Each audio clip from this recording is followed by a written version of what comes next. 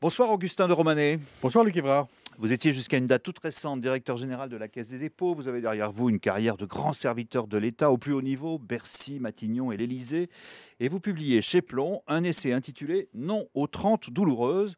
C'est une référence bien sûr aux 30 glorieuses de Jean Fourastier, puis aux 30 piteuses de Nicolas Mavrez. Vous y décrivez autrement dit ce qui nous attend dans les 30 ans qui viennent si on ne fait rien. Et comme vous êtes un homme pratique, vous nous suggérez aussi quoi faire pour éviter 30 années de douleur, comme vous le dites dans votre titre.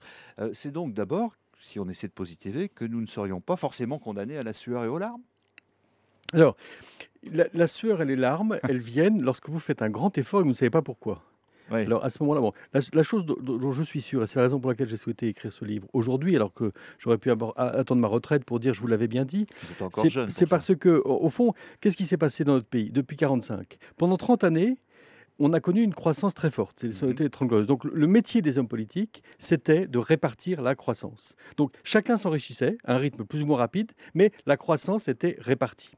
Ensuite, pendant les 30 années qu'on a appelées les 30 piteuses, comme on n'avait plus de forte croissance, on a maintenu notre niveau de vie en nous endettant. Donc on a maintenu la prospérité en répartissant l'argent qu'on n'avait pas. Et aujourd'hui, qu'est-ce qui se passe ? On a d'une part une polycrise, c'est-à-dire une croissance qui n'est plus au rendez-vous parce que nous avons notre industrie qui est challengée par la mondialisation, nous avons notre monnaie qui est challengée par le dollar et le yuan, nous avons la transition énergétique et en plus nous avons une dette publique qui n'a jamais été aussi élevée et en plus une dépense publique qui n'a jamais été aussi élevée. Donc le métier aujourd'hui des hommes politiques, ça va être de répartir la pénurie. C'est un nouveau métier, c'est un métier difficile et c'est la raison pour laquelle j'appelle à des nouveaux comportements, des nouvelles visions stratégiques, parce que, comme le disent certains hommes politiques, on peut parler d'efforts, de sacrifices, peu importe.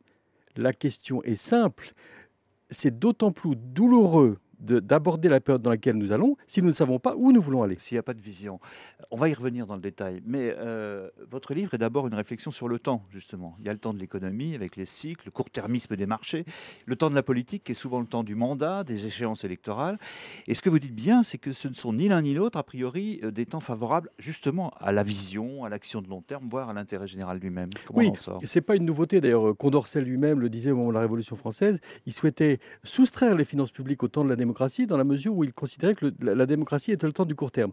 Et vous avez un philosophe qui s'appelle Dominique Bourg qui dit « Le futur est la circonscription négligée de la démocratie parce que les électeurs de demain ne votent jamais aujourd'hui. » Par définition, nos enfants qui supporteront les conséquences des décisions que nous prenons aujourd'hui, ne votent pas encore. Donc ils ne sont pas intéressants. Donc on a une espèce de dyschronie, pour prendre un terme un peu barbare ou présomptueux. Et alors là, c'est très important ce décalage-là, parce qu'il débouche sur, j'allais dire, une forme de sentiment généralisé de dépossession, de défiance, d'impuissance, avec des crispations sociales, évidemment. Quand on ne sait pas où on va et qu'on vous impose des sacrifices, on cherche des boucs émissaires. Enfin, il y a un enjeu fondamental là. Il y a un enjeu fondamental qui est qu'au moment d'une crise, chacun est tenté de regarder dans son assiette et a toujours l'idée que lorsque l'assiette du voisin se remplit, ça vide la sienne. Et parfois, c'est exact. Donc, il y a un double enjeu qui est un enjeu de recréer la confiance. Et je crois que pour créer la confiance dans une société, Alain Peyrefitte l'a magistralement montré, il n'existe pas de croissance sans confiance. Eh bien, il y a deux dimensions. Il y a la dimension cognitive, c'est-à-dire qu'il faut permettre à chacun d'accéder aux réalités, à un jugement lucide sur les choses. Il y a une deuxième dimension qui est la dimension de réciprocité et de reconnaissance. Il faut que la justice soit présente dans tous les actes de la vie publique pour que la confiance puisse se nouer. Il faut pour ça des hommes politiques qui aient le sens de l'intérêt général et qui soient capables de tenir un discours de long terme, y compris peut-être au détriment de leur popularité instantanée.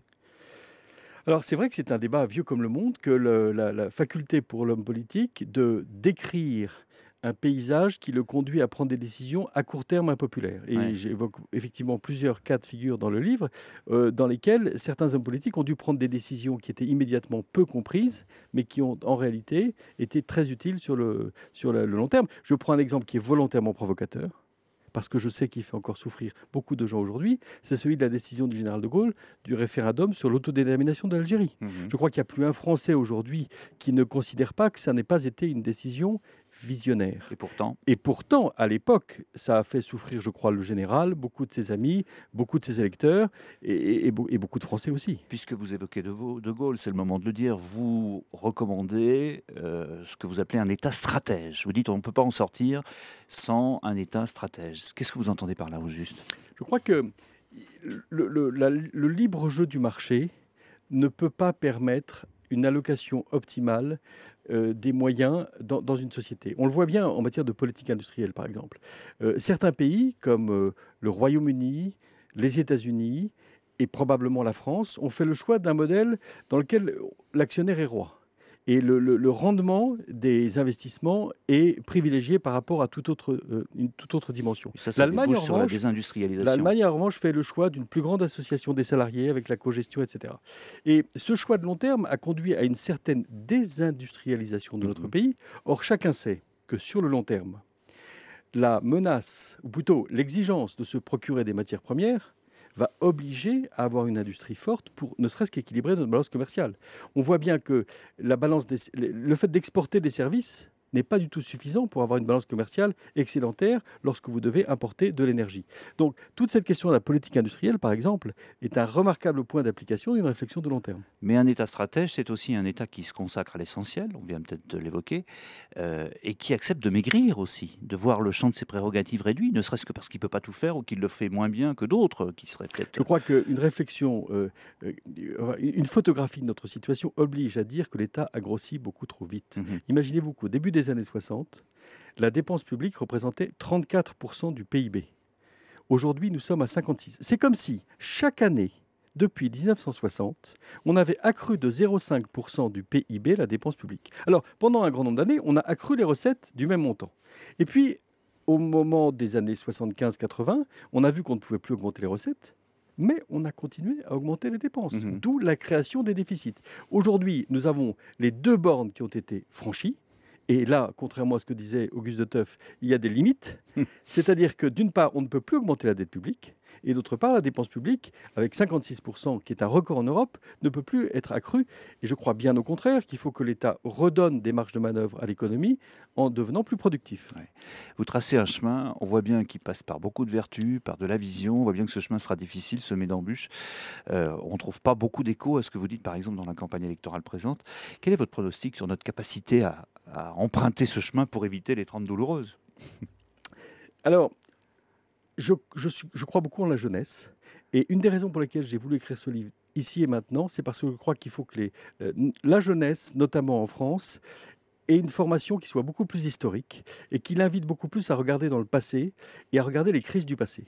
La crise que nous allons connaître dans les années à venir, crise au sens de réinvention, n'est pas une nouveauté. Nous avons connu des crises dans le passé.